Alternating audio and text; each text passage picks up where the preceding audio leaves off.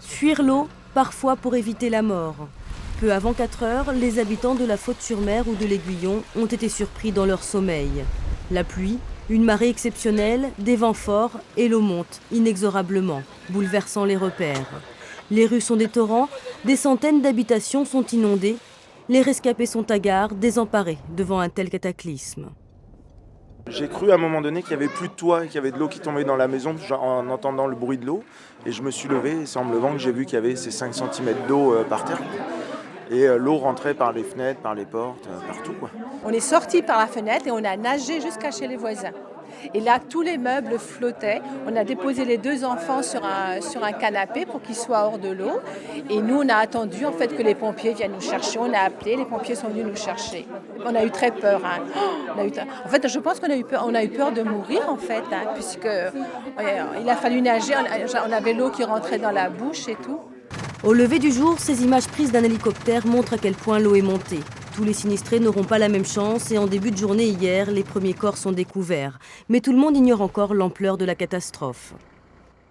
Le nombre des victimes n'est absolument pas estimable pour l'instant, puisque ça a augmenté en 1 heure. Le premier noyé m'a été signalé à 9 heures, il est maintenant 10 heures, nous en sommes déjà à 5 corps. Aujourd'hui, un bilan encore provisoire fait état de 50 morts, 29 en Vendée, le département le plus touché en France, et 4 en Loire-Atlantique. Et des personnes sont encore portées disparues. La tempête Xynthia, l'une des plus violentes depuis celle de 1999, a fait disparaître l'anse de l'Aiguillon-sur-Mer. 8 km de digues ont été détruits en plusieurs endroits. La mer est entrée jusqu'à plus de 2 km à l'intérieur des terres. Regardez, là on n'a plus de l'eau, il n'y a plus de retenue. La digue, là, elle est coupée de là, et là, maintenant, l'eau de mer va rentrer dans les habitations. Là, je ne le reconnais plus, parce que franchement, on a un étang qu'on n'avait pas, et puis la route n'existe plus, pour ainsi dire. Non, on ne reconnaît plus rien du tout. Le fait est que il est quand même rare d'avoir un tel coefficient de marée et une telle puissance du vent simultanément à la même heure. Et la conjonction a eu lieu à 4 heures et quelques du matin. Donc je pense que peut-être que l'ouvrage avait des fissures, j'en sais absolument rien, je ne présume rien, je ne sais rien. Mais en tout cas, la conjonction de ces 2 événements climatiques et météo, ont sans doute été la cause de la rupture. Toute la journée d'hier, les secours se sont mobilisés, relayés. Des quartiers entiers sont encore submergés. Dans certains endroits, l'eau est montée jusqu'à 2,50 m. 3 hélicoptères ont été dépêchés pour localiser les habitants réfugiés sur les toits. 250 pompiers sont à pied d'œuvre. Il faut sauver ceux qui peuvent l'être encore. J'attends qu'on sauve mes parents, je ne comprends pas. Là. Depuis 4 heures ce matin. Bonjour papa, ça va? Ils sont bloqués dans leur mansarde depuis 4 heures ce matin.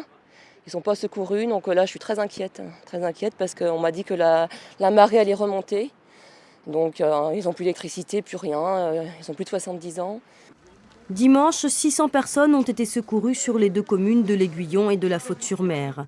Le soir, certains rescapés sont accueillis dans des gymnases où la solidarité s'organise, mais beaucoup sont encore en état de choc. Je crois que je ne vais pas dormir. J'en suis persuadée même parce que déjà ça va être très long. Puis il y a l'anxiété, il y a tout ce qu'on pense, tout ce qu'on a dans la tête. Quand vous perdez tous vos souvenirs, à 60 ans, vous ne repartez pas comme ça, comme des jeunes de 30.